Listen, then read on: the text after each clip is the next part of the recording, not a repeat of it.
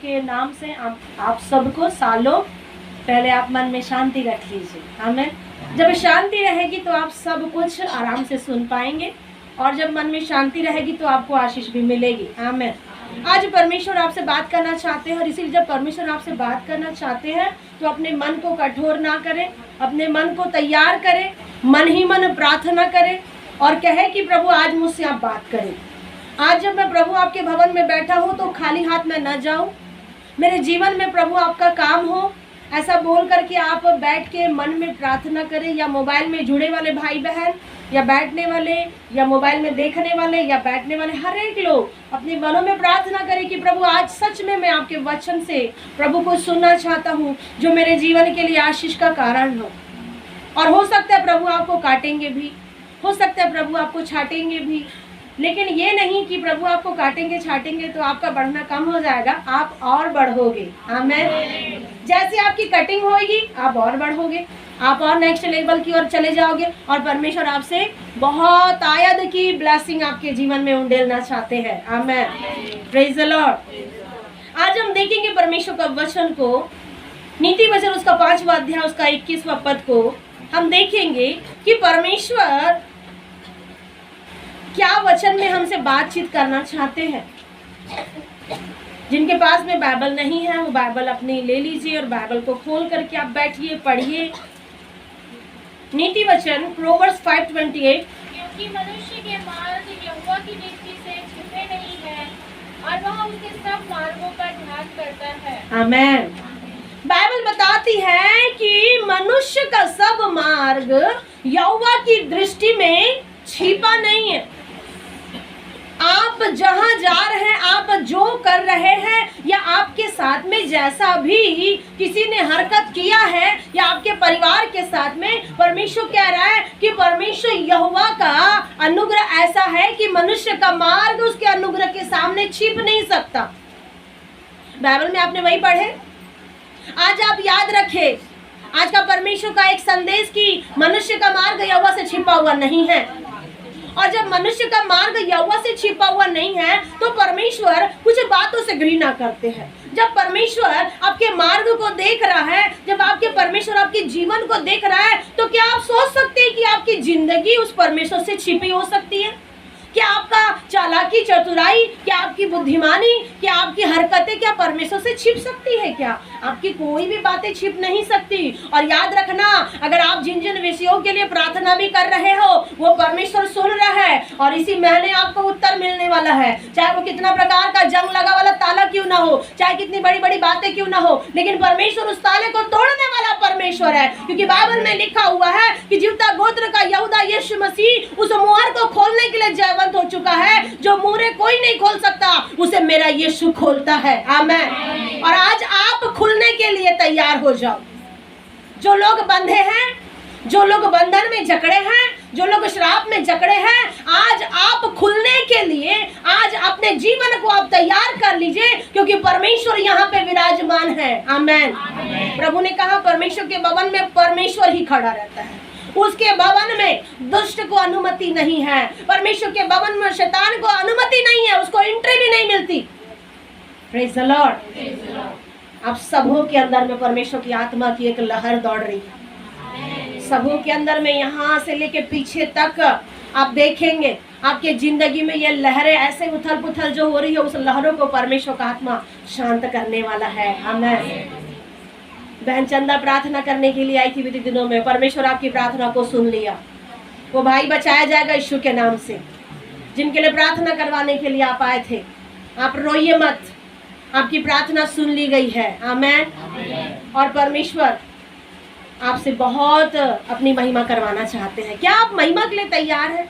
मनुष्य का मार्ग यहोवा की दृष्टि से छिपा नहीं है। और आगे की लाइन में क्या पढ़े थे आपने? और वह उसके सब मार्गों पर ध्यान करता है। और परमेश्वर क्या करता है? मनुष्य के सब मार्गों पर, ए से लेके जेड तक आपका जितना भी मार्ग है, जितना भी आपकी बातें है, आप कितना भी काउंट क्यों ना कर लो, उस परमेश्वर के सामने आपकी गिनती फेल हो जाएगी। परमेश्वर सब कुछ जानता है, सब जानता है, आपके मार्ग भी नहीं छिपे हुए, आपकी चालाकी चतुराई बुद्धिमानी सब परमेश्वर जानता है। और आप कहाँ जा रहे हो, क्या कर रहे हो, प्रभु को धोखा दे रहे हो, प्रभु के निकटता में आ रहे हैं, और वो सब चीज परमेश्वर जानता है। आमीन। और सोच लीजिए, जब परमेश्वर सब चीज जानता है तो आपको उसका प्रतिफल देना भी जानता है। आमीन। Praise the Lord. आज आप जैसा बोओगे वैसा आप कटनी काटोगे। आपने जैसा बीज बोया है आप वैसी कटनी काटोगे, और आप उस कटनी के लिए आपको तैयार होना है। परमेश्वर लिखा हुआ है नीति वचन प्रोवर्ब्स 6 उसका 16 पद।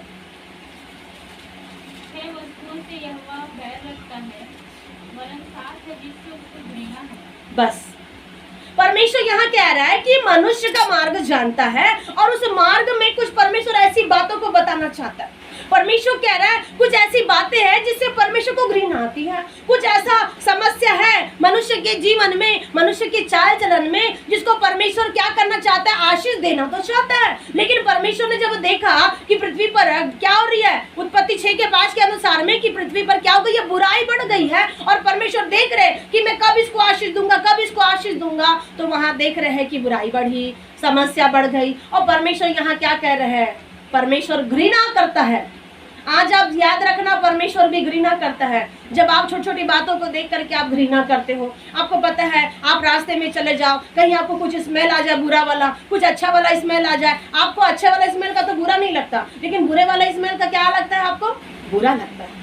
और ऊपर से अगर आप किसी का घृणित अगर व्यक्ति को अगर आपने अगर देखा तो आपके मन में क्या आएगी, वो घृणा आएगी। ओ ये व्यक्ति कितना अशुद्ध टाइप का है। मान लीजिए अगर कोई ड्रिंक करने वाला व्यक्ति अगर आपके साथ में चल रहा है, कई बार आपकी जुबान बोल नहीं पाएगी, लेकिन मन में क्या करोगे, आप उससे घृणा करोगे, और कहीं ना कहीं आप बोलोगे क्या प्रभु मुझे मजबूरी में इसके साथ में रहना पड़ता है, इस पीने वाले व्यक्ति के साथ में, इस नशा करने वाले व्यक्ति के साथ में। मन में तो बहुत घृणा है उसके प्रति, लेकिन बाहर में आपको क्या करना है, फॉर्मेलिटी निभाने के लिए आपको प्यार दिखाना पड़ता है। क्यों? क्योंकि वो घर के व्यक्ति है। इसीलिए ऐसी घृणा जब आपके जीवन में आ सकती है तो वो परमेश्वर के जीवन में क्यों नहीं आ सकती? परमेश्वर के भी जीवन में तो घृणा आ रही है। और जब परमेश्वर घृणा कर रहा है तो इसका मतलब ये नहीं कि वो आपको पूरा त्यागना चाहता है, आपको अच्छा सुंदर बनाना चाहता है। आमीन। परमेश्वर ने कहा 6 वस्तुओं से परमेश्वर घृणा करता है, वरन 7 है, 7 ऐसी चीजें हैं जिससे परमेश्वर यहोवा घृणा करता है। और परमेश्वर ने लिखा है कि नीति वचन 8 का 13 में पढ़ेंगे और 15 का 8-9 पढ़ेंगे।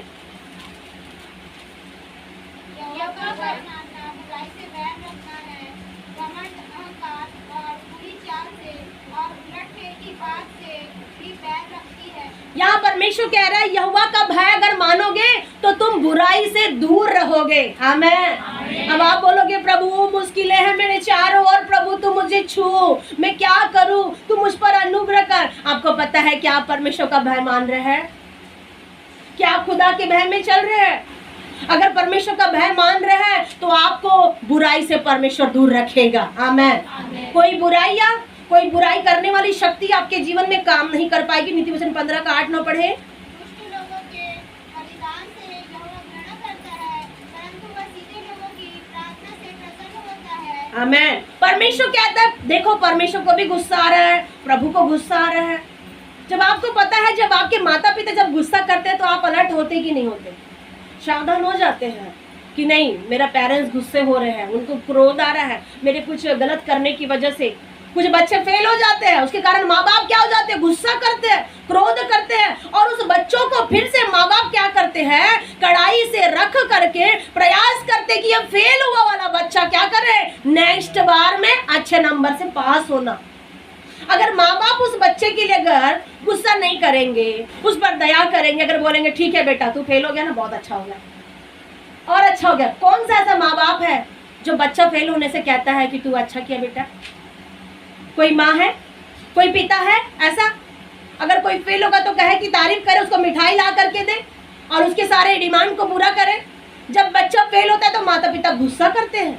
आप यहाँ एक स्टेप फेल होने की कगार में आए।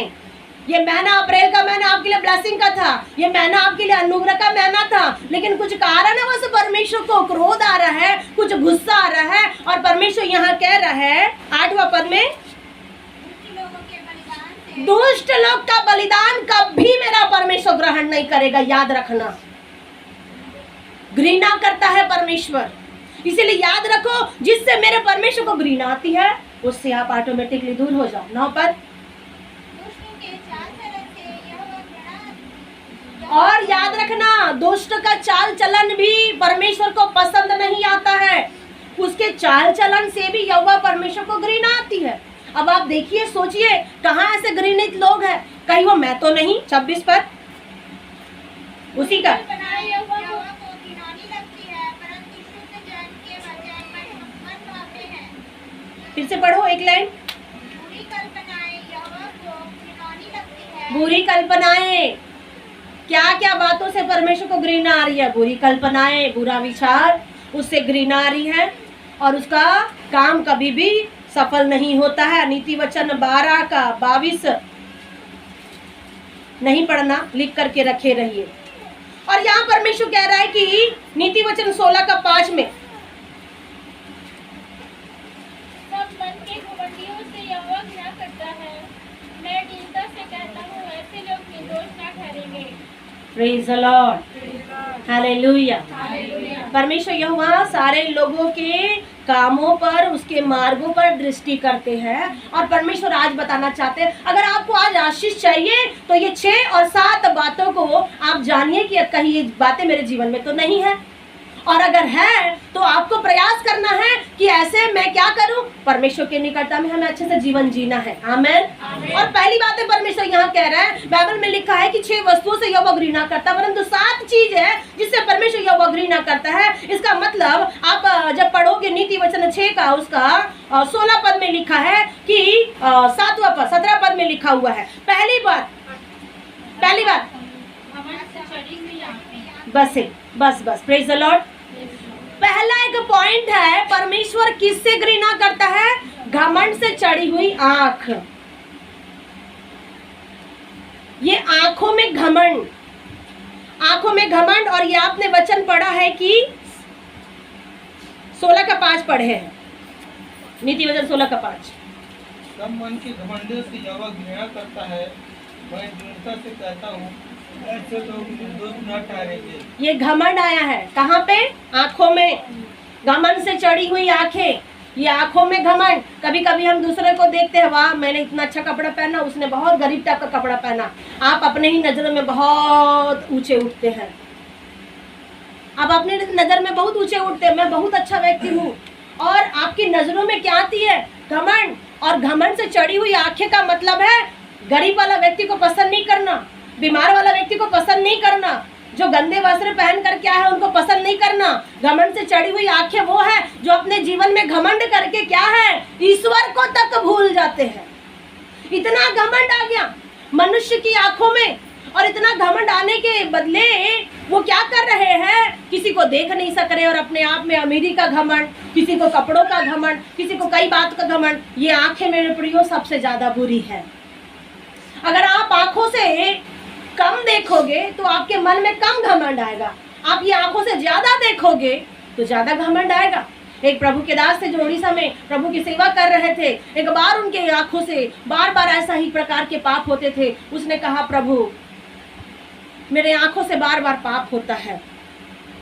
इसलिए उसने कहा कि प्रभु मैं नहीं चाहता कि मेरे आंखों से बार बार पाप हो, चाहे किसी को देखने से। बाइबल में आप पढ़ते हैं, नया नियम में लिखा हुआ है, अगर तूने किसी व्यक्ति पर अगर पराई लोगों पर कुदृष्टि से अगर देखा तो क्या हो गया? पाप हो गया।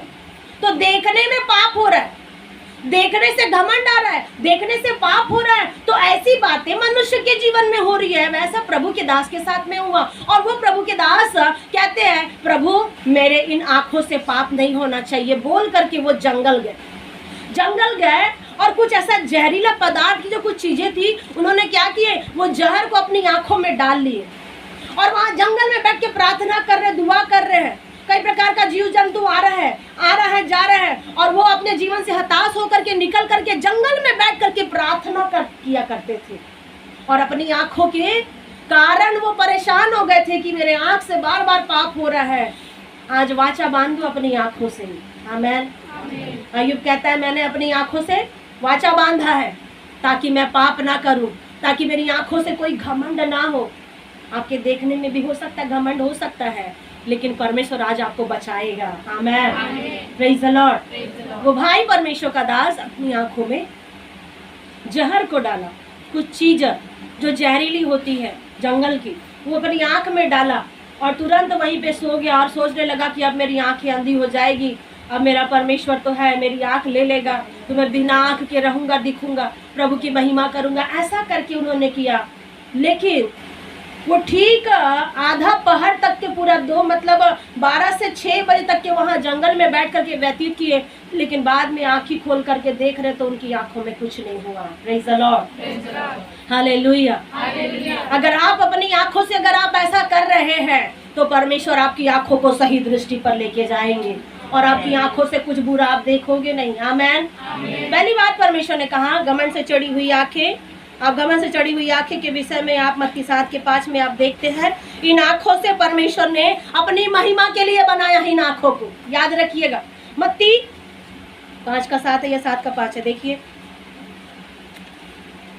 पहले अपनी आँख में से लट्ठा निकाल ले, तब तो अपने भाई की आँख का तिनका भली भांति देखिए आंख के विषय में परमेश्वर कहा है, कपटी तू क्या कर, पहले अपने ही आंख का क्या कर, तिनका निकाल ले। पहले अपने ही आंखों से क्या कर, तुम इस घमंड से चढ़ी हुई आंखों को तुम अपने ही जीवन से पहले दूर कर लो। और तुम्हारे आंख में जो काला नीला पीला हर प्रकार का ये क्या है, जो लट्ठा डला हुआ है आंख में, तो परमेश्वर कह रहा है पहले तू अपनी आंख का लट्ठा निकाल, तब तू क्या करना, अपने भाई की आंख का वो तिनका बाद में निकालना।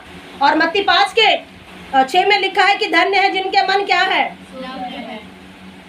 जिनके मन शुद्ध है। Praise the Lord.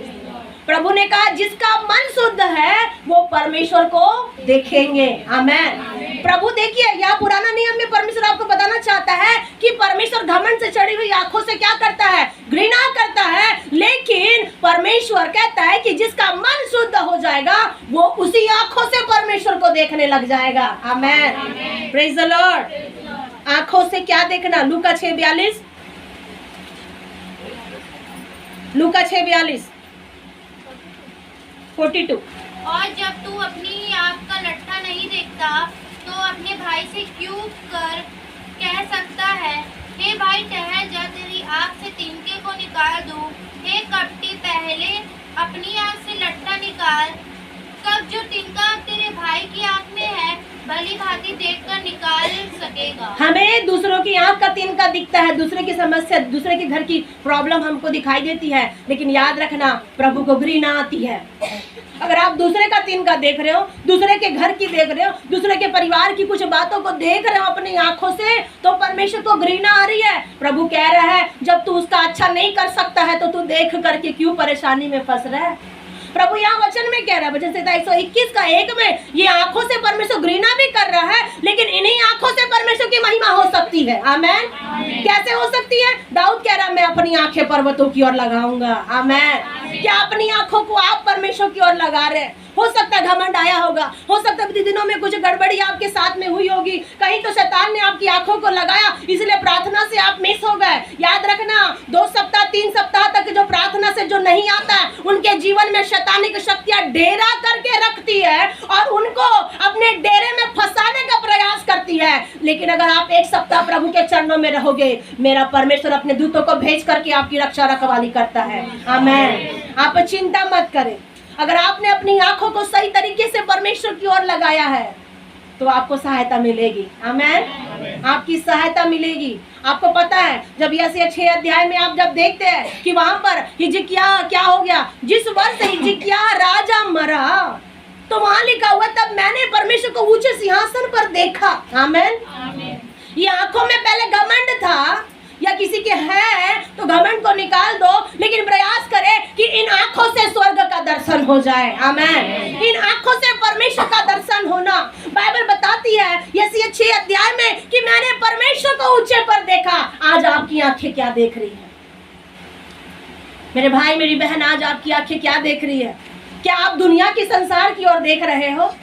परमेश्वर ने कहा था कि अब्राहम तू चुन ले तू कहाँ जाना है, और अब्राहम क्या हो रहा था, उनके बीच में बहुत सारी बातें हो रही थी। वो क्या कह रहा है, चुन लो आज तुम क्या करोगे। तो अब्राहम और लूत क्या कर रहे हैं, चुन रहे हैं। तो लूत क्या कर रहा है, लूत ने देखा।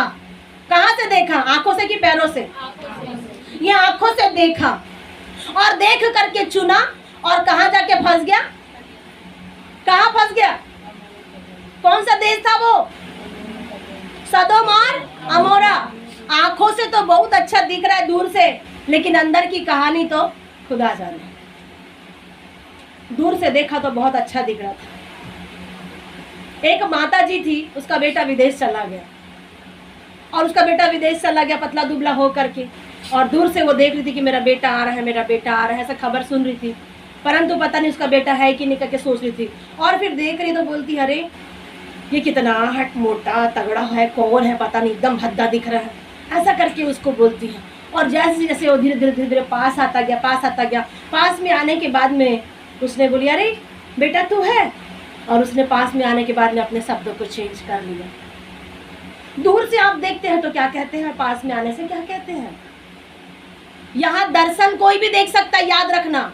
प्रभु ने कहा जवान स्वप्न देखेंगे, दर्शन देखेंगे, योएल 2:28 में। तो आप जवान क्या देख रहे हैं, आप बुजुर्ग क्या देख रहे हैं, आप बालक क्या देख रहे हैं कि यही कि मुझे 2 आइसक्रीम थी तो मुझे 1 आइसक्रीम खाने मिली, यही मेरे पास में 1000 रुपया था तो मैंने अपने पास में रखना कि मुझे क्या करना है। आप क्या देख रहे हो। परमेश्वर आज आपको दिखाना चाहता है स्वर्ग का नजारा। आज आप देखने के लिए तैयार होना है। आमीन।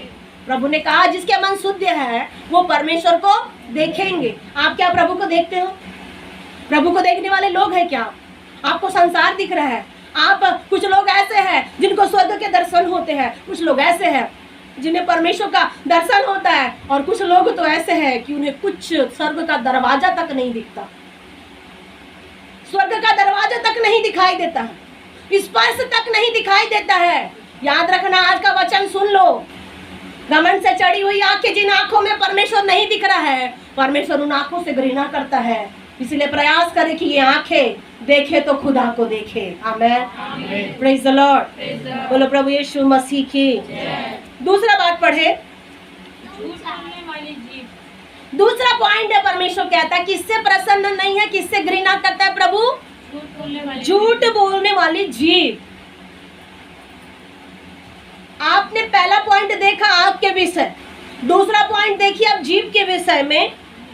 आपने आज ही वचन में पढ़ा था 120 के कुछ पद में जीभ के विषय में, बोलने के विषय में कुछ बात है। 120 में कुछ लिखा है, पढ़िए, देखिए क्या लिखा हुआ है। प्रभु जीभ से क्या करता है, घृणा करता है। और ये जीभ कैसी है, छली है, छल करती है। इसी जीभ से बोलने के द्वारा क्या किया था, सांप को बहकाया गया था। और हवा ने क्या करी थी, आदम को बहकाई। अगर जीभ से अगर नहीं बहकाया जाता तो क्या ऐसा होता, क्या आज आपके जीवन में इतना कठिन परिश्रम आता। आज आप दिन भर की क्या कर रहे हो, मजदूरी कर रहे हो, तो आपका दिन भर का पेट कभी कभी भर पाता, कभी कभी नहीं भर पाता।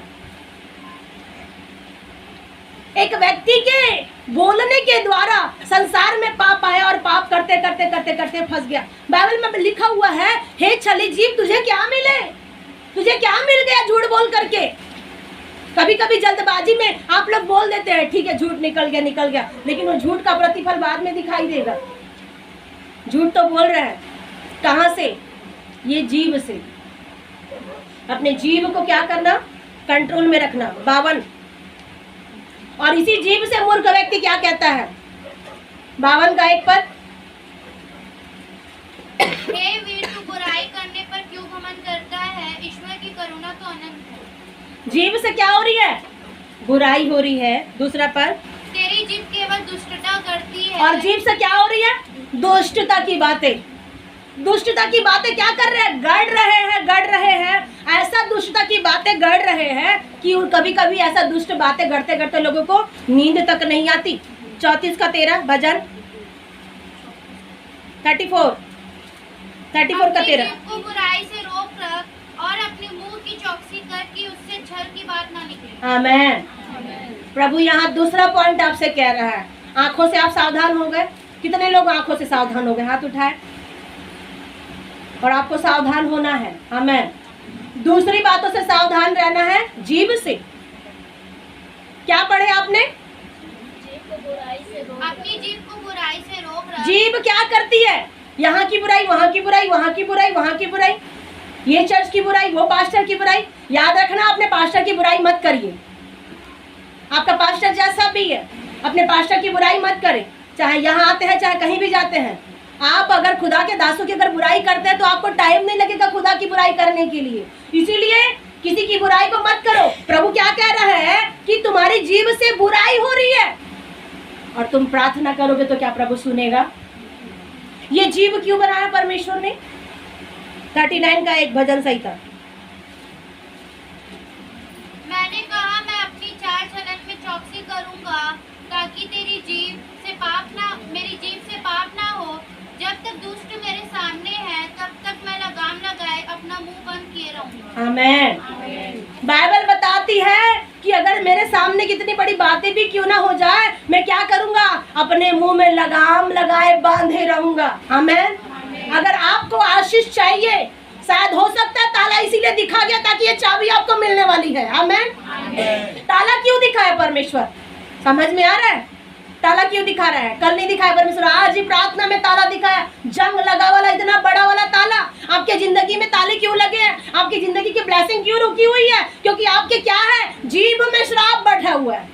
इसको श्राप दे रहे, उसको श्राप दे रहे, इसकी बुराई कर रहे, उसकी बुराई कर रहे। समय नहीं मिलता, घूम फिर करके फिर बुराई तरफ आ जाते हैं। परमेश्वर यहाँ पे दाऊद कह रहा है मैं अपने जीभ को क्या करना मैंने बांध करके रखा है। आमेन। अगर आप भी अपने जीभ के द्वारा अपने वश में अगर रखते हो तो ये जीभ को सही प्रयोग आपको करना चाहिए। आमेन। आप ये जीभ का, ये मुंह का कैसे प्रयोग करेंगे? श्राप देकर, गालियां देकर? आपको पता है यीशु ने बहुत सारी दुर्दशा को उसके साथ में हुई, लेकिन बाइबल में लिखा उसने गाली सुन करके गाली नहीं दिया, अपने होठों से उसने पाप नहीं किया। आज आप प्रभु के सामने बैठे हो, कई बार आपके मुंह से पाप होता है। प्रभु मेरे ऊपर प्रसन्न नहीं है, प्रभु मुझसे प्यार नहीं करता, प्रभु मेरी प्रार्थना नहीं सुन रहा है, सब गलत है। प्रभु आपकी प्रार्थना सुन रहा है। स्वर्ग से परमेश्वर आवाज दे रहे हैं, स्वर्ग से पूरा सफेद आकार का परमेश्वर का एक लहरें दिख रही है। परमेश्वर आपकी प्रार्थना को प्रतिदिन सुनते हैं। आमेन। आपकी जीभ से ज्यादा बातें किसकी होती है? ज्यादा बातें किसकी हो रही है? जीभ से, मुंह से किसके विषय में ज्यादा बात निकाल रहे हैं? बाइबल में परमेश्वर कह रहा है इसी जीभ से परमेश्वर घृणा करता है। लेकिन अगर इसी जीभ से, इसी मुंह से अगर आप खुदा का धन्यवाद करो तो आपको परमेश्वर आशीष दे सकता है। आमेन। पढ़ेंगे 141 का 1 और 2। दाऊद क्या कहता है मुंह के विषय में, जीभ के विषय में? 141, 1-2। मैंने तुझे पुकारा है। यहाँ दाऊद कह रहा है विपरीत परिस्थितियों में भी, हे यहोवा मैंने इसी मुंह से, इसी होठ से क्या किया है? तुझे पुकारा है। आमेन। ये मुंह बुराई करने के लिए नहीं, ये जीभ टेढ़ी चाल चलने के लिए नहीं, उलट फेर की बातों को करने के लिए नहीं, परंतु पुकारने के लिए दिया है। बाइबल में परमेश्वर ने कहा जब तक तुम यहोवा को पुकारोगे तब वो तुम्हारे निकट रहेगा। आमेन। क्या आप परमेश्वर को पुकारते हैं? आगे पढ़िए। मेरे लिए फुर्ती कर, जब मैं तुझको पुकारूं तब मेरी ओर कान लगा। आमेन। परमेश्वर का दास यहाँ कह रहा है जब मैं तुझे पुकारूं परमेश्वर, तू मेरी ओर फुर्ती करके क्या कर, मुझ पर कान लगा। आमेन। 34 के 1 में कहता है मैं हर समय यहोवा का धन्यवाद करूंगा, उसकी स्तुति निरंतर मेरे मुंह से होती रहेगी। ये मुंह आपको परमेश्वर की स्तुति करने के लिए दिया गया है। ज्यादा बोल करके पाप ना करें। ज्यादा बोलने से आपकी जिंदगी में पाप हो सकता है, इसीलिए क्या करें? कम बोले। अपने मुंह से अगर आप कम बोलोगे आपको आशीष मिलेगी, भरपूरी से मिलेगी। चाहे भाई हो चाहे बहनें हो, आप याद रखना आप अपनी ब्लेसिंग को चुरा रहे हो ज्यादा बोलने से। ज्यादा बोलने से भला ये है कि आप प्रभु को पुकारो और वो आपकी सुनेगा। जब आपके लोग क्या, बाइबल में लिखा है दुष्ट के बोलने से ऐसा लोग सोचते हैं कि मेरी सुनी जाएगी, सुनी जाएगी। नीति वचन में ही लिखा है दुष्ट ज्यादा बात करते, दुष्ट लोग, निर्बुद्धि लोग, मूर्ख लोग ज्यादा बोलते हैं। और बाइबल में लिखा है कि उनके ऐसा बोलने से ऐसा लगता है कि उनकी सुनी जाएगी, लेकिन उनकी सुनता है क्या कोई? आप दिन भर बड़बड़ाते रहो, बोलते रहो, चाहे अपने अच्छे विषय में, बुरे विषय में। सामने वाला व्यक्ति कहता होगा ये कब बंद करेगा अपना बात। एक मनुष्य का विचार, एक मनुष्य का ख्याल और कुछ कुछ तो लोग ऐसे हैं कि प्रभु का शब्द सुनना चाहते हैं। प्रभु बोल तेरा दास सुनता है। आमीन। कुछ लोग सुनना चाहते हैं। याद रखना, फिर से ब्लेसिंग दिखा रही है एस नाम वालों के लिए, आर नाम वालों के लिए, वी नाम वालों के लिए। आमीन। फिर से ब्लेसिंग होगी, फिर से ब्लेसिंग होगी। आपके टूटे रिश्ते जुड़ने वाले हैं यीशु के नाम से। आमीन। आपने खुदा को पुकारा है, आपके उसी टूटे रिश्ते में परमेश्वर यहोवा खड़ा होने वाला है। आमीन। Praise the Lord. जिन लोग कुछ बातों की तैयारी कर रहे हैं, आपकी तैयारी का समय पूरा होने वाला है। आपने कुछ बातों की तैयारी किया है, वो तैयारी परमेश्वर दिखा रहे हैं। वो तैयारी आपके जीवन में अद्भुत पूरे होने वाली है। उस तैयारी के साथ मेरा खुदावन आपको मिलने वाला है। आमीन। और कुछ जल रहा है, शैतान की ताकतें जल रही है। वो बड़े से अंधकार की सारी ताकतें परमेश्वर जला करके राख करते हुए दिखा रहे हैं। आमीन। प्रभु ने कहा अपने जीभ से क्या करना, बस में रखना। अपने जीभ को बस में रख, उससे बुराई मत कर। और इसी जीभ से क्या करो, तुम प्रभु का गुणानुवाद करो, प्रभु की तारीफ करो। और जब आप इस जीभ से प्रभु का गुणानुवाद करोगे, तारीफ करोगे, आप जब संसार में बोलोगे तो कोई नहीं सुनेगा। लोग सुनेंगे फॉर्मेलिटी निभाने के लिए, लोग सुनेंगे हाँ हाँ बोलते बोलते। कभी कभी प्रभु के दास से हम कुछ कुछ बोलते हैं, थोड़ा थोड़ा ध्यान देते हैं, हाँ मैं सुन रहा हूँ, मैं सुन रहा हूँ, सुन रहा हूँ। सुनते तो है पर देखते नहीं है, तो ऐसा लगता है कि सुन रहे कि नहीं सुन रहे। कभी कभी हो सकता है आप अपनी समस्या लोगों को बोलोगे, बताओगे, वो कह रहे हाँ मैं सुन रहा हूँ, मैं सुन रही हूँ, लेकिन क्या असली में सुन रहे या नहीं सुन रहे, तो कुछ उसका उत्तर मिलता है। लेकिन अगर आप उससे अपोजिट अगर परमेश्वर को कहोगे दिन भर, तो वो दिन भर उत्तर देने वाला है। आमीन। इसीलिए किसके सामने पुकारना, किसके सामने अपने होठों को खोलना चाहिए। दिन भर इधर उधर घूम करके अपने समय को बर्बाद मत करें मेरे प्रियो। कभी कभी प्रभु के लोगों को भी समय रहता है अपने कामों को करने के लिए, अपने पर्सनल चीजों को रहने के लिए। दिन भर घूम के प्रभु की उपस्थिति में ज्यादा परमेश्वर के लोगों को डिस्टर्ब करना ना सीखे। बार बार हम अपने समयों को क्या करते हैं, वेस्ट करते हैं। और कई बार आप क्या करते हैं, अपनी बुराई करते करते हैं प्रभु के दासों को भी अपनी बुराई में फंसाते हैं। आप भी बुराई कर रहे हैं और उस बुराई में कौन शामिल है, परमेश्वर का दास। वो नहीं चाहता कि आपकी बुराई सुने, वो नहीं चाहता कि आपकी कोई बातों को सुने, लेकिन क्या करना पड़ता है, मजबूरी में आपके उस बातों को सुनना पड़ता है। आप तो पाप कर रहे हो, लेकिन अपने साथ साथ प्रभु के दासों को भी पाप में मत फंसाओ। अपनी जीभ से प्रभु का जितना आप महिमा करोगे उतना आपको परमेश्वर ब्लेस करेगा। आमीन। लेकिन अगर आप अपनी जीभ से दूसरों के बारे में बोलोगे, आपको कुछ भी ब्लेसिंग नहीं मिलेगी। तीसरा पॉइंट, परमेश्वर किससे घृणा करता है, और निर्दोष का लहू बहाने वाले हाथ। याद रखना, पहली बातें कौन सी थी, घमंड से चढ़ी हुई आंखें। दूसरी बातें, झूठ बोलने वाली जीभ। झूठ बोलने वाली जीभ। अब से आप झूठ बोलोगे। कितने लोग हैं झूठ नहीं बोलेंगे, वादा करें प्रभु से, प्रभु मैं झूठ नहीं बोलूंगा, मैं झूठ नहीं बोलूंगी, प्रभु झूठ नहीं बोलूंगी। अपने जीभ से मैं किसी के बारे में कुछ भी नहीं बोलूंगा। अपनी जीभ को वश में करना। तीसरी बात है, प्रभु ने कहा और दोस्त का लहू बहाने वाले हाथ। लहू बहाने वाले हाथ। ये हाथ क्या करते हैं, लहू बहाते हैं। किसका लहू बहा रहे हैं, किसका, निर्दोष का। आपको पता है कैन और हाबिल दो भाई थे, उन्होंने क्या किया, एक भाई का बलिदान क्या हो रहा है, उत्पत्ति 4 अध्याय उसका 6 से 8 पद में आप पढ़ सकते हैं, वहाँ लिखा हुआ है। मत पढ़िएगा, मैं जल्दी फास्ट जाना चाहती हूँ, आप लिख के रखो जिनके पास में पेन कॉपी है। उत्पत्ति 4, 6, 8 लिखा हुआ है कि वो क्या कर रहा है, परमेश्वर लहू बहाने वाले हाथ से परमेश्वर को घृणा आती है। कहीं आपका हाथ लहू तो नहीं बहा रहा है, कहीं इस हाथ से आपने पाप तो नहीं किया, कहीं इस हाथ को आपने मजबूर तो नहीं किया इसी किसी जगह ले जाकर। इन हाथों से आप क्या काम कर रहे, खून हो रहा है किसी का, कहीं ये हाथ दूसरे का खून करने के लिए, कहीं ये हाथ आपका खुद का गला तो नहीं घोट रहे हैं। इसी हाथों से कहीं आप खुद अपने आप को तो नहीं मृत्यु की ओर ले जा रहे हैं। कैन ने किसका खून किया, हाबिल का। क्यों, खून करने का कारण क्या था, खून करने का कारण भी होता है ना। अब आप बोलोगे कि मैंने खून किया तो उसके पीछे कारण था, आप जेल में चले जाओगे तो बोलोगे मेरा कारण था उसके पीछे। लेकिन कुछ भाई बहन ऐसे होते कि बगैर कारण के उनको क्या करना है, जेल जाना पड़ता है।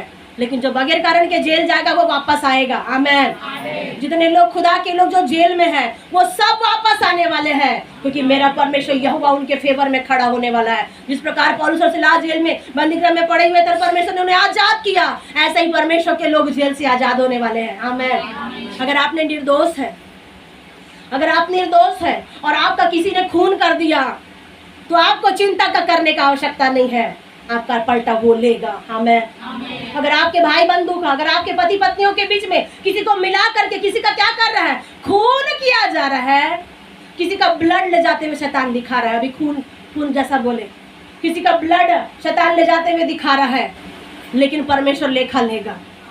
अगर आपका खून भी किसी ने अगर छीन करके भी लेके गया, वो पलटा लेने वाला परमेश्वर है। उसने हाबिल के खून का पलटा लिया, हाँ कि ना? हाबिल के खून का परमेश्वर ने पलटा लिया। और क्यों उसने खून किया? खून करने का कारण था कि हाबिल की भेंट परमेश्वर ने ग्रहण की, और परमेश्वर खुद उससे बात कर रहा है। तू क्यों क्रोधित हो रहा है?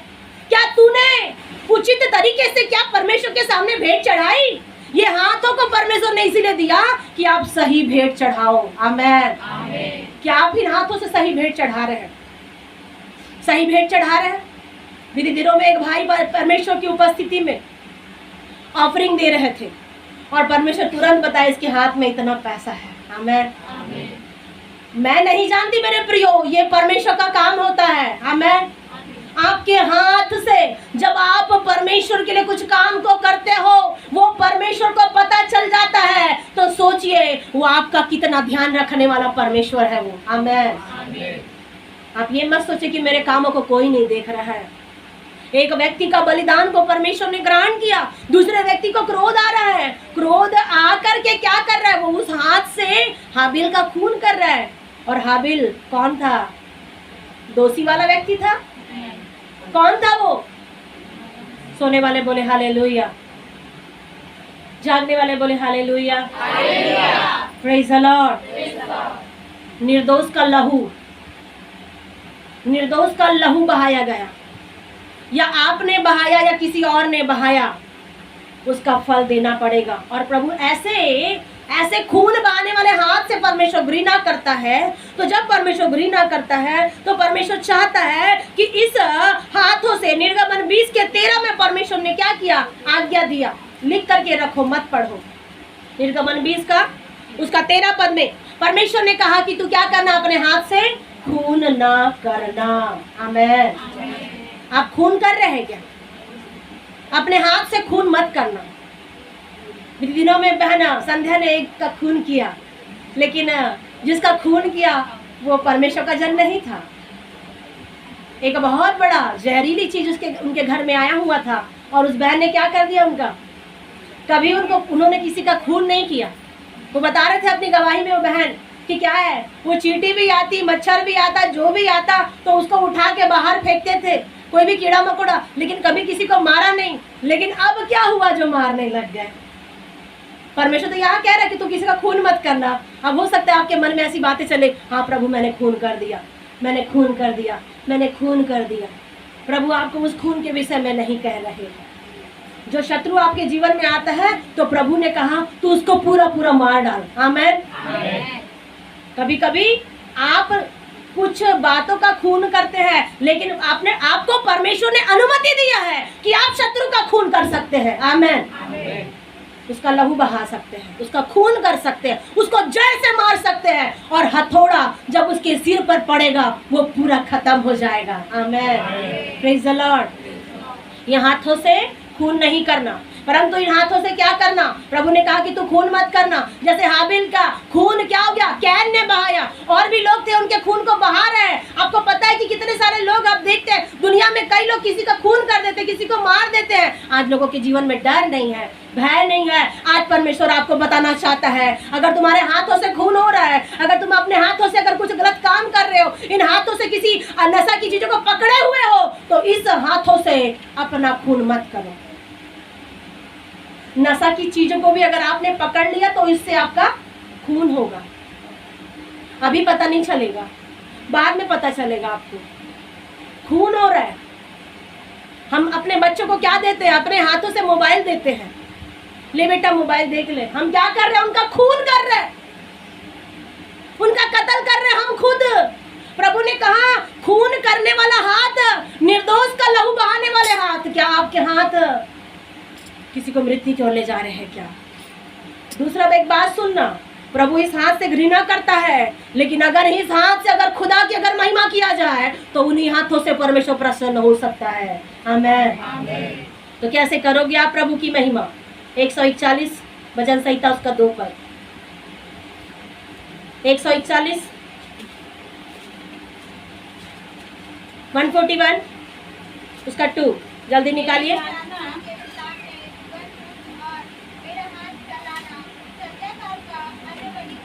आमेन। यहाँ हाथों से कैन और हाबिल ने भेंट चढ़ाया। कहाँ से?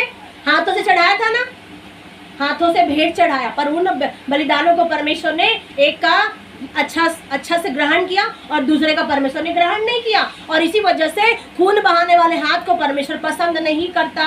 खून करने वाला व्यक्ति, खून तरफ ले जाने वाला, निर्दोष का लहू बहाने वाला हाथ प्रभु पसंद नहीं करता। तो क्या प्रभु पसंद करेगा?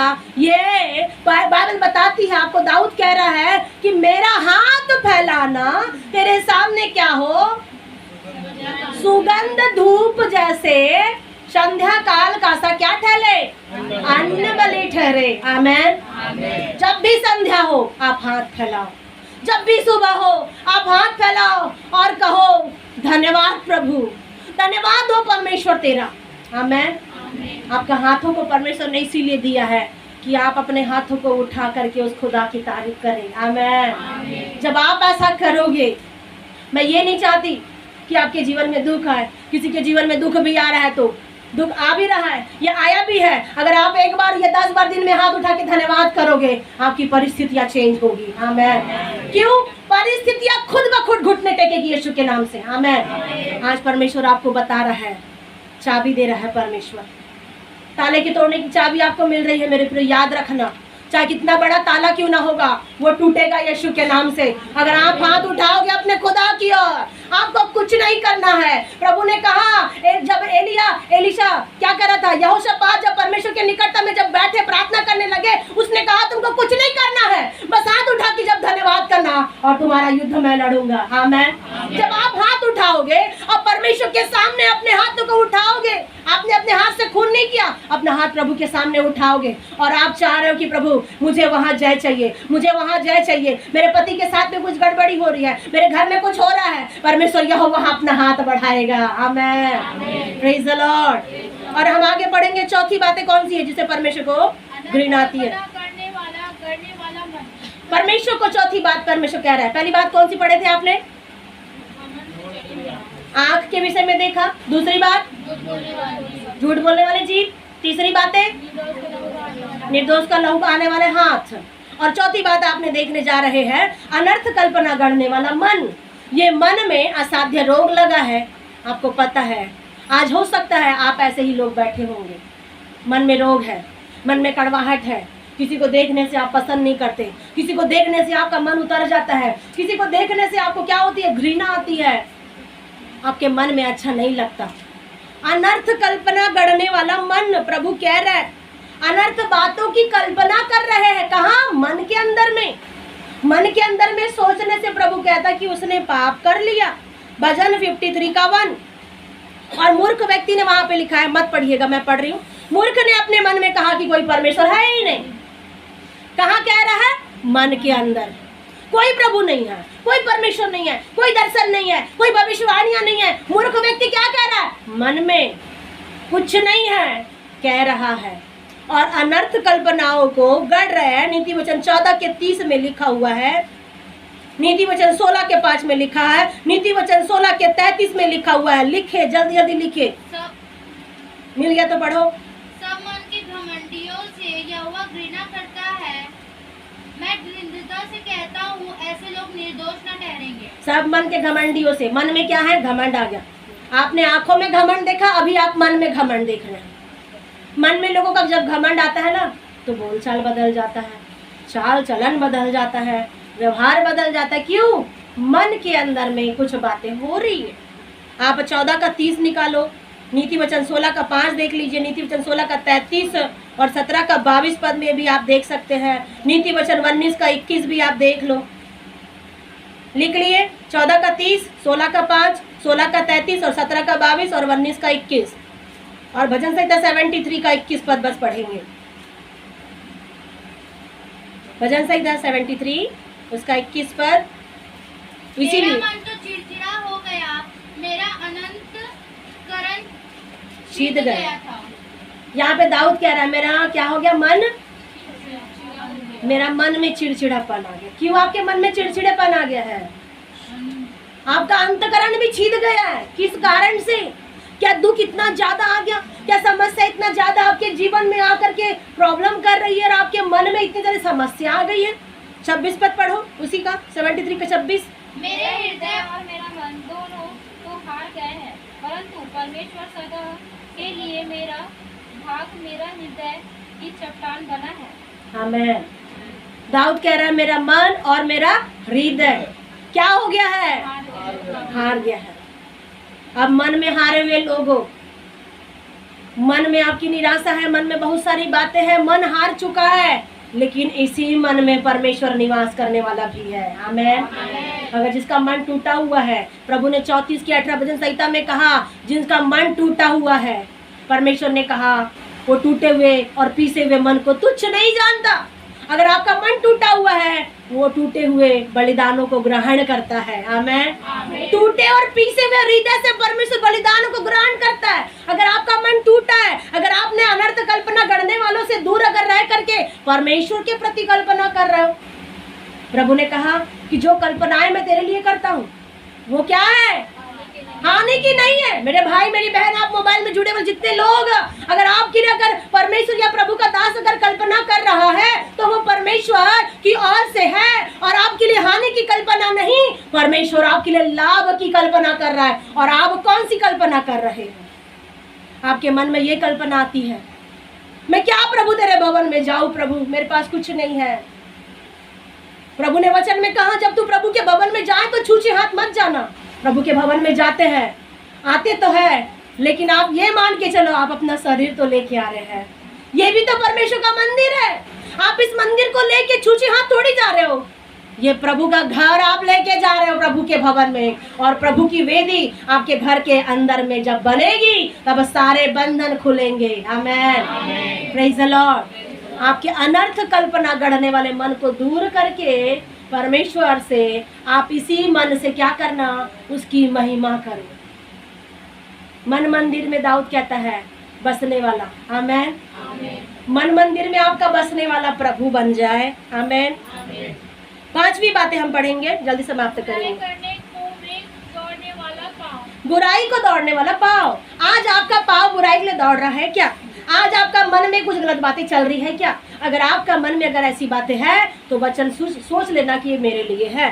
और बुराई को दौड़ने वाला पाँव, जहाँ भी लोग कहते चलो वहां जाएंगे बुराई करने के लिए, चलो वहां जाएंगे गड़बड़ी करने के लिए, फट से चले जाते हैं। सोचते नहीं है कि इस पाँव को कहाँ ले जाना चाहिए। आपको पता है जब मूसा परमेश्वर की उपस्थिति में जब जा रहा था इसी पाँव से चल के, तो प्रभु ने कहा मूसा तू क्या कर, अपने पाँव की जूती को उतार दे, क्योंकि जो जगह पे तू खड़ा है वो पवित्र है और वही पवित्र परमेश्वर यहोवा हमारे बीच में है। आमीन। जिस जगह पे आप बैठे हो ये परमेश्वर का जगह है, ये प्रभु की महिमा का स्थान है। यहाँ पे परमेश्वर खड़ा रहता है और यहाँ बिल्कुल भी गड़बड़ी की आप हरकतें नहीं कर सकते हैं। प्रभु ने कहा परमेश्वर खड़ा है, अपनी जूती को उतार दे। ये कैसे मूसा परमेश्वर की उपस्थिति में आया? आपको पता है कैसे कैसे आया? इसका पाँव कैसे प्रभु की उपस्थिति में आया? आज आपका पाँव कहाँ जा रहा है? आज आपके पाँव को शैतान कहाँ लेके जा रहा है? आज आपके पैरों से शैतान कहाँ कहाँ चल के आपको ले जा रहा है? आपसे गलत गलत कामों को शैतान करवा रहा है। कभी माँ बाप बोलते बेटा वहां मत जा, वहां मत जा, उधर मत निकलना, आपके पाँव वहीं जाते हैं। आपको वहीं जाना पसंद होता है, परंतु बाइबल बताती है, लिखा हुआ है कि क्या ही सुहावने हैं वो पाँव जो सुसमाचार को लाते हैं। आमीन। ये पाँव से लिखा हुआ है कि बुराई करने के लिए दौड़ने वाले पाँव तो होते हैं, लेकिन इसी पाँव से सुसमाचार सुनाया जा सकता है। तो आप जहां भी जाओ सुसमाचार को लेके जाओ। आमीन। कहीं ऐसा ना हो जिनकी शादी हो गई है तो आप बुराई करने के लिए ही दौड़ो, जिनकी शादी नहीं हुई है, जिनकी शादी हो गई है, आपके पाँव को सुसमाचार के लिए दौड़ाइए, आप गड़बड़ी के लिए मत दौड़ाइए। और बाइबल में लिखा हुआ है इफिसी 6:15 में कि पाँव में क्या करना, मेल के सुसमाचार के जूते पहनना। आमीन। आपको कौन सा जूता पहनाना चाहता है प्रभु? सुसमाचार का जूता। आपको पता है जब इस्राएली लोग प्रभु के साथ में रहे, मिस्र से निकलने के बाद, बाइबल बताती है उनके पाँव की जूतियां तक नहीं फटी, पाँव का जूता नहीं फटा, जो एक ही कपड़े से निकल करके न जाने कई सालों तक वो लोग चले गए प्रभु की उपस्थिति में, इनके पाँव का जूता नहीं फटा, चप्पल नहीं फटा। पता नहीं 2 फुट का पैर भी कम से कम बच्चे वाला पैर होगा, वो चलते चलते वो पैरों से वो जूता भी बड़ा हो गया। आमीन।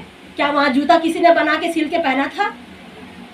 एक ही जोड़ी कपड़ा, एक ही जोड़ी चप्पल, वो पहन के चले जा रहे हैं। ऐसा आपका परमेश्वर मिराकल का परमेश्वर है। आमीन। याद रखना, धोखे में मत रहना मेरे भाई बहन। परमेश्वर आपको बताना चाहता है, अपने पाँव से आप सुसमाचार के कदमों को जब आप बढ़ाओगे, मिराकल होगा। आमीन। आपने सुसमाचार की बातें मुंह से निकाली, आपके पैरों से परमेश्वर की ब्लेसिंग होगी। आमीन। 6वीं बातें पढ़ेंगे। झूठ बोलने वाला साक्षी। परमेश्वर कहता है झूठ बोलने वाले साक्षी से ये वक्त घृणा आती है। आप लिख करके रखिए, लय व्यवस्था 6:3, लय व्यवस्था 19:11 और लय व्यवस्था 16:10, लय व्यवस्था 23:19।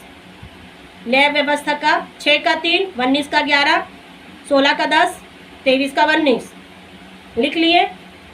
और पहला राजा 22:22, इसको पढ़िएगा।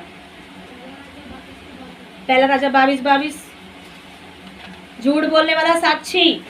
झूठ बोलने के लिए हम क्या करते हैं? हम साक्षी बन के जाते, गवाह बन के जाते हैं। उसने कहा, मैं जाकर उसके सब भविष्य वक्ताओं में बैठकर उनसे झूठी बुलवाऊंगी। यहोवा ने कहा, तेरा उसको बहकाना सफल होगा, जाकर ऐसा ही कर। यहाँ पर एक झूठ बोलने वाली स्पिरिट है, झूठ बोलने वाली स्पिरिट है और परमेश्वर उसको अनुमति दे रहे हैं। क्या अनुमति दिए?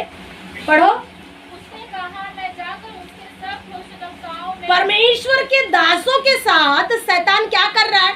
कलीसिया के साथ क्या कर रहा है? परमेश्वर के भाई बहनों के साथ, बेटा बेटी के साथ में शैतान क्या कर रहा है? वो क्या कह रहा है? मैं उनके अंदर में जाऊंगा और परमेश्वर के लोगों के साथ क्या करूंगा? झूठ बुलवाऊंगा। झूठी गवाही दिलवा रहे हैं, झूठी बात को बोल रहे हैं। और ये झूठी बात भविष्यद्वक्ता के द्वारा, चरवाहों के द्वारा, विश्वासियों के द्वारा झूठ झूठ का क्या कर रहे हैं? खेल करते करते करते करते गड़बड़ियों को कर रहे हैं। और परमेश्वर भी उनको अनुमति दे रहा है, लेकिन झूठ का पर्दाफाश होगा। झूठ बोलने वाली जो गवाही जो दे रही है, आप सत्य की गवाही दो। आमीन। बाइबल बताती पौलुस ने, मैं सत्य की गवाही देता हूँ। आमीन। अधूरे दिन का जन्माया व्यक्ति पौलुस वो कह रहा है, मैं सत्य की गवाही दे रहा। आप कितने भाई बहन लोग हैं आज यहाँ? भाई गोलू चंद्र, इसके आप सत्य की गवाही दे रहे हैं अपने होठों से। क्या परमेश्वर आपसे चाह रहा है कि आप सत्य की गवाही दे रहे हैं? भाई प्रकाश, क्या आप परमेश्वर की उपस्थिति में आप सत्य की गवाही दे रहे हैं? भाई नरेंद्र, क्या आप सत्य की गवाही दे रहे हैं अपने जीवन से? क्या आप कौन सी गवाही दे रहे हैं? प्रभु आपसे पूछ रहा है। बहन राधिका, आप कौन सी गवाही दे रहे हैं? अगर आपने सत्य की गवाही दिया तो आपके लिए द्वार खुलेगा यीशु के नाम से। आमीन। बहन सुलोचना, ये मत सोचे कि मेरे साथ में कोई नहीं है प्रभु, कि मेरे साथ में गवाही भी दे, मेरे साथ में भी कोई खड़े रहे। प्रभु यहोवा आपका सहायक है। और जब प्रभु यहोवा आपका सहायक है, दाऊद ने कहा, मैं ना डरूंगा, वरन यहाँ बंद निश्चित रहूंगा, क्योंकि वो परमेश्वर मेरा सहायक है। आमीन। मेरे प्रियो, झूठ बोलने वाले साक्षी से परमेश्वर को घृणा आती है। अगर आपने कहीं देखा झूठ बोलने वाला साक्षी अगर आपको दिख रहा है, आप अपनी संगति उससे अलग कर दो। 7वीं और आखिरी बात, भाइयों के बीच में झगड़ा उत्पन्न करने वाला मनुष्य। 7वीं बातें कौन सी बातें हैं?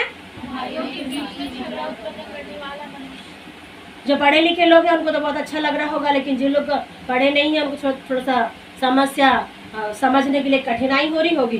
पहली बातें आपने कौन सी देखी? पहली बातें आँख, घमंड से चढ़ी हुई आँखें। दूसरी बातें झूठ बोलने वाली जीभ। तीसरी बातें ये हाथ लहू क्या कर रहा है, बहा रहा है। और चौथा कल्पना गढ़ने वाला मन है। और पांचवी बातें है पाँव बुराई करने के लिए दौड़ते हैं। छठवीं बातें झूठ बोलने वाला साक्षी। आपने 5 बातें 6 बातें देखा कि इन बातों से परमेश्वर को क्या है, नफरत है, प्रभु को घृणा है। तो इसीलिए सावधान हो जाए और बाहर आ जाए यीशु के नाम से। आमेन। और 7वीं बातें आपने देखा है कि कौन सी बातें हैं कि भाइयों के बीच में झगड़ा उत्पन्न करने वाला मनुष्य। आज प्रभु आपको चाबी दे रहा है। आमेन। आप चाबी पकड़ोगे और आपके जीवन के ताले जो बंद है वो खुलेंगे यीशु के नाम से। आमेन। भाई भाई के बीच में, बहन बहन के बीच में झगड़ा उत्पन्न करवा रहे हैं। आपको पता है कि क्या हो रहा था, झगड़ा हो रहा था किसके बीच में, अब्राम के बीच में और लूत के बीच में। तो झगड़ा वो क्या है, झगड़ा मिटाने के लिए अब्राम ने कहा देखो हमारा परिवार बढ़ रहा है, इसीलिए हम नहीं चाहते कि आगे को हमारे बीच में झगड़ा हो। आप पढ़ सकते हो वहाँ पे उत्पत्ति 13 के साथ में लिखा हुआ है कि वहाँ वो लिखा हुआ है कि हम नहीं चाहते कि आगे हमारे परिवार में झगड़ा हो, इसीलिए वो क्या कर रहा है, हम दोनों अलग अलग रहेंगे। लूत अलग रहा और अब्राहम अलग रहा। आप देखते हैं अय्यूब 40 का 2 पद में आप देखते हैं कि वहाँ पर भी क्या है लिखा हुआ है कि परमेश्वर झगड़े रगड़े से क्या करता है, दूर रहता है। 40 का 2 जल्दी से पढ़ लो। क्या जो बकवास करता है या सर्वशक्तिमान से झगड़ा करे, जो ईश्वर से विवाद करता है वह इसका उत्तर दे। कभी कभी हम मनुष्य से झगड़ते हैं। आपने मेरे इतने अच्छे पति हो के मेरे लिए एक साड़ी नहीं खरीदा, आप बोल सकते हो, मैंने तो नहीं बोला, आप बोल लेना। बहन रोमा बोले ना अपने हस्बैंड को बाद में, आप बोल सकते, बहन अजमेरी भी बोल सकती है। आपने मुझे ये नहीं खरीद के दिया, आपने मुझे वो खरीद के दे दिया। आप क्या करोगे, झगड़ोगे। रिबिका बहुत झगड़ेगी क्योंकि उनके क्या है, उनके पास झगड़ने के लिए बहुत सारा पॉइंट है और वैसे भी झगड़ालू है थोड़ी सी, पर ज्यादा नहीं। Praise the Lord, hallelujah. Rebecca सो रही है, जाग रहे हैं। Praise the Lord. बहन रानी आप जाग रहे हो, आमेन, आप जाग रहे हो। Praise the Lord. आप झगड़ते हैं, आप अपने पति से, अपनी पत्नी से, पत्नियां झगड़ती है पति से, पति झगड़ेगा पति से, दिन भर तूने क्या किया, ये सारा चीज यहीं पड़ा है। पति बोलेंगे आपसे, फिर आप बोलोगे अपने पति से मैंने बहुत काम किया है ना दीपा सिस्टर, मैं दिन भर बहुत काम करती हूँ, आपको कुछ पता ही नहीं है। झगड़ रहे हो। ठीक है, आप मनुष्य से झगड़ रहे हो, शोभा देगा, लेकिन क्या आप परमेश्वर से झगड़ने से क्या शोभा देगा? जिस परमेश्वर ने आपको बनाया, जिस परमेश्वर ने आपके ये जीवन में ये मिट्टी रूपी पुतला था, इसके अंदर में उसने आपके नथनों में जीवन का श्वास फूका है। आमेन। अब ये जीवन का श्वास फूका, अब आप इस श्वास के बदले, शुक्र अदा करने के बदले आप क्या कर रहे हो, उससे झगड़ रहे हो। आप बोलते हो, एक व्यक्ति क्या करता है, बहुत झगड़ता है। Praise the Lord. यहाँ बैठे वाले लोग आप बहुत लड़ते हैं, झगड़ते हैं। एक व्यक्ति के घर में उसने क्या किया, पेड़ लगाया। थोड़ी सी कहानी, फिर आगे बढ़ेंगे। Praise the Lord. कोई बोर हो रहा है, जाना है, बैठे रहिएगा। Praise the Lord, hallelujah. भूख लगी, 5 मिनट रुकिएगा। Praise the Lord. एक व्यक्ति के घर में बहुत बड़ा पेड़ था और उसको बहुत बड़ी भूख लगी थी और उसने चाह रहा था कि प्रभु मेरी भूख मिट जाए। और फिर उसने प्रभु के अनुग्रह से क्या किया, प्रार्थना किया, पेड़ लगाया। पेड़ में क्या किया, फल लगा, फल लगे, उसमें छोटे छोटे फल लगे पेड़ से, और वो फल वहाँ से गिरे। वो कहने लगा वाह अच्छा है। फिर ऐसा करते करते उसके मन में ज़्यादा लालच आने लगी और वो वैसे ही क्या करता था, पेड़ जो वहाँ से ऊपर से फल गिरता था उसको निकाल के खा लेते थे, गिरता था। तो एक दिन उसने बोला कि क्या प्रभु तूने इस पेड़ तो इतना बड़ा है लेकिन फल इतना छोटा छोटा है। पेड़ कितना बड़ा है, बहुत बड़ा है। आम का पेड़ बहुत बड़ा रहता है, नारियल का पेड़ बहुत बड़ा रहता है, केले का पेड़ भी क्या रहता है, बहुत बड़ा, लेकिन फल कैसा रहता है, छोटा छोटा। और इसीलिए वो व्यक्ति झगड़ने लगा, क्या प्रभु इतना बड़ा पेड़ तो लगा दिया आपने, लेकिन फल कितना छोटा है। प्रभु ने बोला ठीक है, मैं तेरे लिए बड़ा फल भी लगवाऊंगा, लेकिन उसके बाद जो नुकसान होगा वो तेरी प्रॉब्लम है। प्रभु ने उसी पेड़ में बड़ा बड़ा फल दिया और फिर उसके सिर में गिरने लगा। फिर वो बोले नहीं प्रभु, मैं तुझसे जो झगड़ा कर रहा हूँ मैं गलत हूँ प्रभु, मैं जो झगड़ा कर रहा हूँ, मैं जो लड़ रहा हूँ, तू जो कर रहा है प्रभु वो सत्य है। आमेन। परमेश्वर जो कर रहा है वो सत्य है, वो सर्वव्यापी ईश्वर है। मेरे प्रियो, परमेश्वर जैसा करेगा उसके अनुसार आपको चलना है। आप ये मत बोले कि प्रभु मेरे साथ ऐसा हो रहा है, प्रभु मेरे साथ में वैसा हो रहा है। आप ये मत कंप्लेन करें, मैं प्रभु किराए के घर में हूँ। याद रखना, जो किराए के घर में है आपको घर देने वाला है। आमीन। ये मत सोचे कि मेरे पास कुछ नहीं है, आज प्रभु आपके लिए ब्लेसिंग को देना चाहता है। आमीन। बहुत से लोग ऐसे ही झगड़ते हैं मनुष्य से, और जब मनुष्य से पेट भर जाता लड़ लड़ के, तो प्रभु से भी पास में आके लड़ते हैं। लेकिन आपने 46 का 2 पद में पढ़ा, अय्यूब के 40 का 2, नीति वचन 25 का 8, नीति वचन 25 का 8 पढ़ेंगे। झगड़ा करने में क्या करना? जल्दबाजी मत करना, बोला प्रभु ने। झगड़ा करने में जल्दी ना करना, नहीं तो अंत में जब तेरा पड़ोसी तेरा मुंह काला करे तब तू क्या कर सकेगा। झगड़ा करने में इसीलिए जल्दबाजी नहीं करना, जब आपके लोग जब आप ही की बातों को लेकर के गड़बड़ी करने लग जाए तब तू क्या करेगा। इसीलिए जो जादू टोने कर रहे हैं उनसे भी मत झगड़ो, जो नॉर्मल है उनसे भी मत झगड़ो। आपको झगड़ा करना नहीं है, आपको शांत रहना है प्रभु की निकटता में। बाइबल में लिखा हुआ है शांत मन तन का जीवन है। अगर आप शांति से रहते हैं, नीति वचन 30 का 33 पढ़े थे क्या? 33। क्योंकि जैसे दूध के मथने से मक्खन और नाक के मरोड़ने से लोहू निकलता है, वैसे ही क्रोध के भड़काने से झगड़ा उत्पन्न होता है। लिख लो, झगड़ने वाले लोग, लड़ने वाले लोग, क्रोध करने वाले लोग। नीति वचन 30 का 33 स्पष्ट पढ़ो और अपने घर में ये आज के पूरे वचन को याद करना, अच्छे से पढ़ना। जैसे नाक के मरोड़ने से क्या निकलता? खून निकलता है, और दूध के मथने से क्या निकलता है? मक्खन निकलता है कि नहीं? वैसे ही क्या निकलता है लिखा है? क्रोध के भड़काने से झगड़ा। एक व्यक्ति क्रोधित है, मान लो विकास क्रोधित है, यहाँ बैठा है और उसे क्रोध आता है। परमेश्वर बता रहे हैं आप क्रोध में है और आपकी सास और क्रोध कर रही, उस बीच में फिर रिविका भी फिर आ गई, ऐसा है ऐसा है, तो क्रोध के भड़काने से क्या होगा? झगड़ा उत्पन्न होगा। इसीलिए क्रोध को भड़काओ मत। झगड़ा आपको क्या करना है? शांत करवाना है। Praise the Lord. अगर आपको झगड़ा शांत करवाने नहीं आता है तो प्रभु से मांगो कि प्रभु मैं इनके बीच में क्या करूं। मांगो, मेल मिलाप की आत्मा मांगो। अगर जहाँ माँ बेटा लड़ाई कर रहे हैं, बाप बेटी लड़ाई कर रहे हैं, वहां पे और आग मत भड़काओ लड़ाई करने वाला, और क्रोध मत भड़काओ। ये ऐसी बेटी है, ये ऐसा बेटा है, उनके बीच में मेल कराने वाला आत्मा चाहिए आपको। आमीन। किसके अंदर में मेल कराने वाली आत्मा है? मत्ती 5 का 9 में, धन्य है वे जो मेल कराने वाले हैं। वो क्या होंगे? पढ़े, स्वर्ग राज्य के क्या होंगे? वो क्या लिखा है? समाप्त करने वाली हूँ। 5 का 9, 5 का 24। आमीन। जो मेल कराता है वो किसका पुत्र है? परमेश्वर का पुत्र। अगर आप परमेश्वर का बेटा बेटी बनना चाहते हैं, अपने दुश्मनों का, अपने घरानों का, अपने कुटुंब का क्या करवाइए? मेल मिलाप करवाइए। वहाँ और छोटी सी आग लगी है तो डबल ज्यादा करना, रॉकेल या मिट्टी का तेल डाल के आग और मत भड़काओ। मेरे भाई मेरी बहन, परमेश्वर आपको बताना चाह रहे हैं मेल मिलाप करवाना। जब आप मेल मिलाप करवाते हो, एक पड़ोसी दूसरे पड़ोसी से लड़ रहा है, कई बार बहन चंदा प्रार्थना करवाने के लिए आई कि एक रेंट वाला क्या करा, दूसरे वाले से लड़ रहा है, वो मेल मिलाप करवाने के लिए प्रार्थना करवाने आई। और याद रखना आप परमेश्वर की बेटी कहलाए हैं। आमीन। जो परमेश्वर की संतान होता है वो नहीं चाहता कि प्रभु उसके बीच में लड़ाई हो, उसके बीच में लड़ाई हो।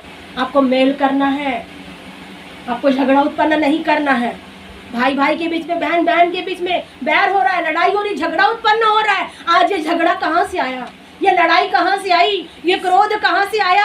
आया है शत्रु की ओर से, लेकिन मेल मिलाप का आत्मा परमेश्वर की ओर से आता है। आमीन। 9 का 50 भी आप लिख करके रखिए, मत पढ़िए। 1 कुरिन्थी 7 का 11, मत्ती 5 का 9, मत्ती 5 का 24, मत्ती 9 का 50, रोमी 12 का 18, मत्ती 7 का 11। और यदि अलग भी हो जाए तो बिना दिन दूसरा विवाह किए रहे या अपने 1 कुरिन्थी, सॉरी वो 1 कुरिन्थी है, 1 कुरिन्थी 7 का 11 है। और यदि अलग भी हो जाए तो बिन दूसरा विवाह किए रहे या अपने पति से फिर प्रेज द लॉर्ड। एक पति और पत्नी क्या है, लड़के झगड़ के अलग अलग होते हैं, लेकिन प्रभु यहाँ आपको बातचीत कर रहा है, परमेश्वर का आत्मा आपसे बातचीत कर रहा है। एक स्त्री दो पति नहीं रख सकती, एक पति दो पत्नियां नहीं रख सकता, बाइबल में मना है। और अगर आपको 10 रखना है तो आप रखिए, लेकिन उसका लेखा आप खुद देना, मैं नहीं दूंगी। आप अपना पाप का लेखा आप स्वयं देना और आप बताना कि प्रभु मैंने गलत किया है, प्रभु तेरे दासों ने गलत नहीं किया। आप अपनी गवाही खुद दीजिएगा। अगर आपके पति के साथ में गड़बड़ी हो चुकी है, प्रॉब्लम हो चुका है, तो परमेश्वर ने कहा जाकर उस अपने बीवी से, अपने पत्नी से, पति पत्नी से और पति पत्नी से क्या करो, मेल मिलाप रख लो। आमीन। आमीन। जब आप मेल मिलाप रखोगे तो आप परमेश्वर के क्या कहलाओगे, पुत्र, बेटा और बेटी कहलाओगे। पता चल रहा है घर में 2 बहू है, वो बोल रही उसने ज्यादा काम नहीं करी, उसने बोला उसने कम काम किया, और फिर आप फिर परेशान। कहाँ गया मेल मिलाप का आत्मा? सब खत्म हो रहा है धीरे धीरे, घर के अंदर से खत्म हो रहा है, परिवार के अंदर से खत्म हो रहा है। कौन है जो मेल मिलाप करवाने वाला है? हमारे घरों में जब हम लोग 5-5 बहनें हुआ करती थी, हमारी एक नागपुर की बहन और डोंगरगढ़ में एक बहन, जो दोनों बड़ी बहनें जो क्या होती थी, बहुत लड़ती थी, बहुत झगड़ती थी, बहुत लड़ते थे, बहुत झगड़ते थे। दोनों के बीच में भयंकर युद्ध होता था और उनके बीच में हम जा करके उनका मेल मिलाप करवाते थे।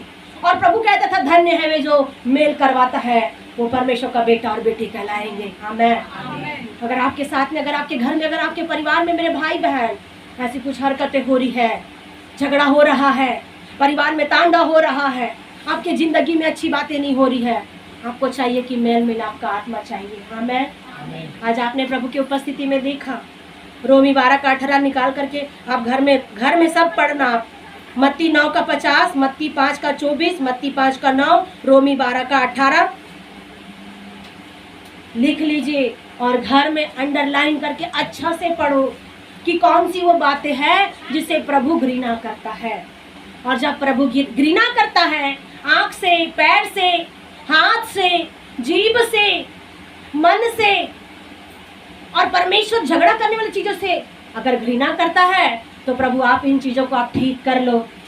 आपको परमेश्वर ने 7 चाबी दे दिया है। आमीन। 7 चाबी संपूर्णता का संदेश है। आमीन। 7 बातें संपूर्णता का संदेश है, 7 चीजें संपूर्णता का बात है। आप बाइबल में देखते हैं 7 क्या थी, वाणियां थी। आप बाइबल में देखते हैं 7 तुरैया है। आप देखते हैं बाइबल में 7 प्रकार की संपूर्ण बातें। आप 7 प्रकार की कलीसिया को भी देखते हैं। 7वां चिन्ह परिपूर्ण है। इसीलिए परमेश्वर आपको 7 चाबी को देना चाहता है, ताकि आपके बंधन खुले, आपके श्राप टूटे और आप मसीह यीशु में फिर से उसके संतान बन जाए। आमीन। अगर पति पत्नी का क्या हो गया है, लड़ाई झगड़ा करके अलग हो गया है, अगर आप अपने उस खुदा से, वो परमेश्वर आपका दुल्हा है और आप कलीसिया क्या है, उसकी दुल्हन है। अगर आप दुल्हन अपने उस दुल्हे से मेल मिलाप कर लोगे, तो स्वर्ग के राज्य में परमेश्वर आपको ले जाने वाला है। आमीन। ये मत सोचो कि प्रभु मैं यही रहूंगा।